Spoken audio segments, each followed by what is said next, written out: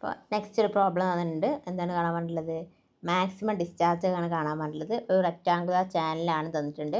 അവിടുത്തെ വിഡ്ത്ത് തന്നിട്ടുണ്ട്, അവിടുത്തെ ബെഡ് സ്ലോപ്പ് തന്നിട്ടുണ്ട്, അവിടുത്തെ സി തന്നിട്ടുണ്ട്.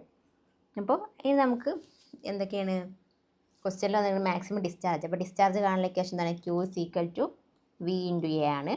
അപ്പോൾ നമുക്കിവിടെ ഏരിയ കണ്ടുപിടിക്കാൻ എന്താണ്?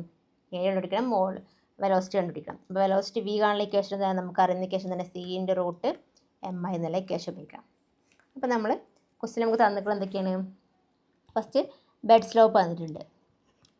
ബെഡ് സ്ലോപ്പ് I തന്നിട്ടുണ്ട്. I = 1/1500. ക്വസ്റ്റ്യൻ തന്നെ 1/1500 തന്നിട്ടുണ്ട്. അപ്പോൾ 1/1500 എഴുതി. പിന്നെ സി തന്നിട്ടുണ്ട്. ക്വസ്റ്റ്യൻ എത്ര? 50 തന്നിട്ടുണ്ട്. അപ്പോൾ ഇനി ക്വസ്റ്റ്യനിൽ നമുക്ക് എന്തൊക്കെ കണ്ടുപിടിക്കണം? വി കണ്ടുപിടിക്കണം, എ കണ്ടുപിടിക്കണം.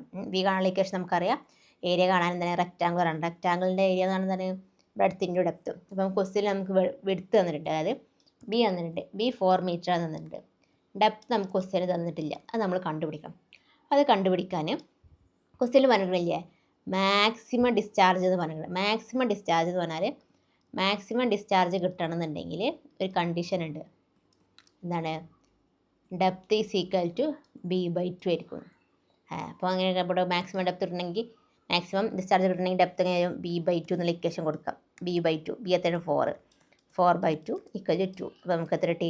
ഡെപ്ത്ത് 2 എന്ന് കിട്ടി. അപ്പോൾ ഇനി ഏരിയ കണ്ടുപിടിച്ചൂടെ? ബ്രെഡ്ത്തും ഡെപ്ത്തും കിട്ടിക്കഴിഞ്ഞാൽ ഏരിയ കണ്ടുപിടിച്ചൂടെ? അപ്പോൾ എത്ര? 2 × 4 8 മീറ്റർ സ്ക്വയർ. ഇപ്പോൾ ഏരിയ കിട്ടി. ഇനി നെക്സ്റ്റ് ഇതിൽ എന്താ കണ്ടുപിടിക്കാനുള്ളത്? സി കിട്ടി. ഇനി എം കണ്ടുപിടിക്കണം. എം എന്ന് പറഞ്ഞാൽ എന്ത് ചെയ്യുന്നു? ഹൈഡ്രോളിക് മീൻ ഡെപ്ത്ത് എന്ന് പറഞ്ഞിട്ടുണ്ടായിരുന്നു. A/P. എ എന്ന് പറഞ്ഞാൽ ഏരിയ, പി എന്ന് പറഞ്ഞാൽ പെരിമീറ്റർ. പെരിമീറ്റർ പറഞ്ഞു, ചുറ്റളവ് പറഞ്ഞു. പെരിമീറ്റർ കണ്ടുപിടിക്കാൻ എങ്ങനെയായിരുന്നു? ഇക്വേഷൻ കഴിഞ്ഞ പ്രോബ്ലത്തിൽ പറഞ്ഞു B+2D എന്ന് പറഞ്ഞിട്ടുണ്ടായിരുന്നു. അപ്പോൾ ബി എന്താണ്? ബി ബ്രെഡ്ത്ത് എത്രയായിരുന്നു? 4 + 2 × ഡെപ്ത്ത് 2. അപ്പോൾ എത്ര കിട്ടും? 4 + 4 8 മീറ്റർ എന്ന് കിട്ടി. പെരിമീറ്റർ കിട്ടി. അപ്പോൾ നമുക്ക് എം കണ്ടുപിടിച്ചിടാം. ഏരിയ എത്രയാണ്? 8, പെരിമീറ്റർ 8. അപ്പോൾ അതൊക്കെ എം 1 കിട്ടി. ഇനി നമുക്ക് ഈ ഇക്വേഷൻസിൽ എന്ത് ചെയ്യാം? മറ്റുള്ള ഇക്വേഷൻസിൽ എന്ത് ചെയ്യുക? വാല്യൂസ് കൊടുത്തു നോക്കാം. ഫസ്റ്റ് എന്താ കാണേണ്ടത്?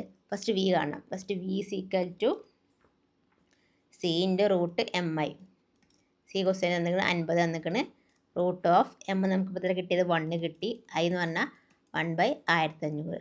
അപ്പോൾ നമുക്ക് ചെയ്യുന്ന സമയത്ത് കിട്ടും 1.29 m/s എന്ന് കിട്ടും. നെക്സ്റ്റ് ക്യൂ കാണാൻ എന്താണ്? V × A ആണ്. വി നമുക്ക് എത്ര കിട്ടി? 1.29 ഇപ്പോൾ മുകളിൽ കിട്ടി. ഇൻറ്റു ഏരിയ 8 ചെയ്യുമ്പോൾ നമുക്ക് 10.32 m3/s കിട്ടി. അപ്പോൾ ഏറ്റവും സിമ്പിളായിട്ടുള്ള പ്രോബ്ലമാണ് ഈ രണ്ട് ഇക്വേഷൻസ്. ഈ ഒരു ഇക്വേഷനും ഈ ഒരു ഇക്വേഷനും. രണ്ട് ഇക്വേഷൻ എന്ത് ചെയ്യുക? നന്നായി പഠിച്ചു വെക്കുക. നന്നായി ആ രണ്ട് ഇക്വേഷൻസ് പഠിച്ച് കഴിഞ്ഞാൽ തന്നെ നമുക്ക് എന്ത് ചെയ്യും? കറക്റ്റ് ആൻസർ കിട്ടാൻ പറ്റും. അതിലിപ്പോൾ എന്താണ്? ബ്രെഡ്ത്ത് ഡെപ്ത്ത് തന്നിട്ടുണ്ടാവും. പിന്നെ ഇക്വേഷൻസ് അറിഞ്ഞിരിക്കണം. ഏരിയ കാണാനുള്ള ഇക്വേഷൻ എന്താണെന്നും പെരിമീറ്റർ കാണാനുള്ള ഇക്വേഷൻ എന്താണെന്നും ഓർത്ത് വെക്കുക. നമുക്ക് സിമ്പിളായിട്ട് ചെയ്യാൻ പറ്റുന്ന പ്രോബ്ലംസ് ആണ് കേട്ടോ.